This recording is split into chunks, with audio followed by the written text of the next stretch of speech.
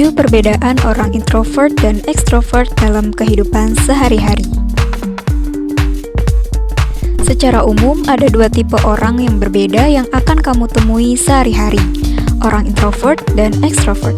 Walaupun sebenarnya dua tipe ini adalah sebuah spektrum yang tak bisa dipahami atau diukur secara pasti, paling tidak kita jadi bisa memosisikan diri dengan lebih baik ketika berhadapan dengan orang lain jika kita memahami sifat dominan seseorang. Inilah perbedaan terbesar antara introvert dan extrovert. Namun sebelum lanjut, jangan lupa klik subscribe dulu ya, dan nyalakan lonceng notifikasinya, serta share video ini, dan bersama kita berbagi informasi melalui channel ini. Yang pertama, melepas stres.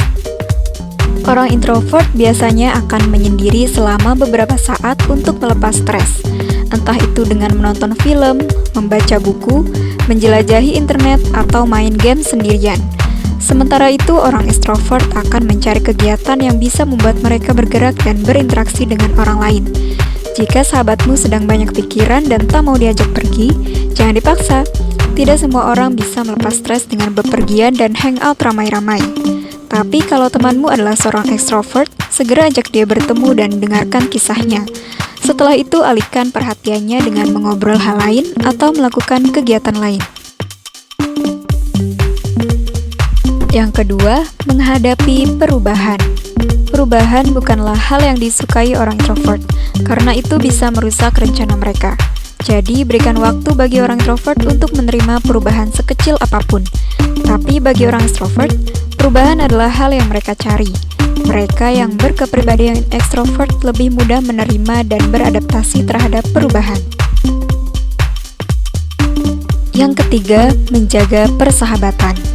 Orang extrovert mungkin memiliki banyak kenalan dan teman, tetapi hanya beberapa orang tertentu saja yang bisa menjadi sahabat baik orang extrovert.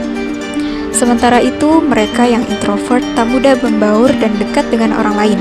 Mereka biasanya hanya memiliki 1 atau 2 orang sahabat yang benar-benar mereka kenali dan percayai. Namun, bukan berarti mereka sombong atau tak mau bergaul. Mereka hanya merasa tak nyaman mengekspos diri mereka kepada orang lain. Yang keempat, menghadapi situasi baru. Orang introvert biasanya adalah pengamat yang jeli dan andal. Mereka akan lebih banyak mengamati situasi sekitar dalam diam untuk mencari tahu tentang segala hal. Sedangkan orang extrovert tak akan ragu untuk bertanya dan berinteraksi dengan orang lain saat mereka berada di sebuah situasi yang belum pernah mereka alami sebelumnya. Yang kelima, bertemu orang baru. Obrolan basa-basi bisa menjadi musuh besar orang introvert. Mereka lebih suka membicarakan hal-hal yang bersifat mendalam. Mereka juga harus mencari kesamaan minat, hobi, atau pengalaman untuk bisa mengobrol dengan orang baru. Ini tentu berbeda dengan orang extrovert yang bisa dengan mudah mencari topik obrolan dan basa-basi yang menarik dengan siapa saja. Nah, ketika kamu bertemu seorang extrovert yang senang berbicara dan berkenalan dengan orang baru, jangan anggap mereka sok kenal, karena mereka memiliki rasa ingin tahu yang besar. Yang keenam, penampilan dan penataan ruang.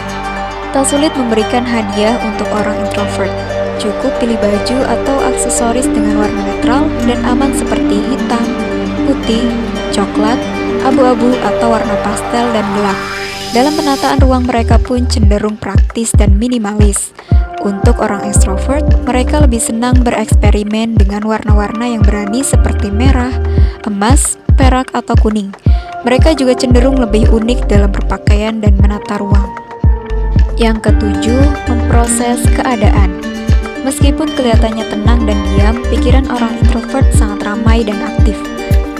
Mereka akan berpikir di dalam kepala mereka sendiri dan cenderung menyimpannya sampai mereka merasa yakin baru kemudian diutarakan.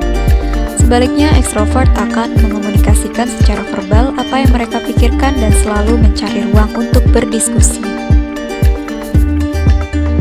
Nah, itulah 7 perbedaan orang introvert dan extrovert dalam kehidupan sehari-hari. Kalau kamu termasuk tipe yang mana? Tulis di kolom komentar ya.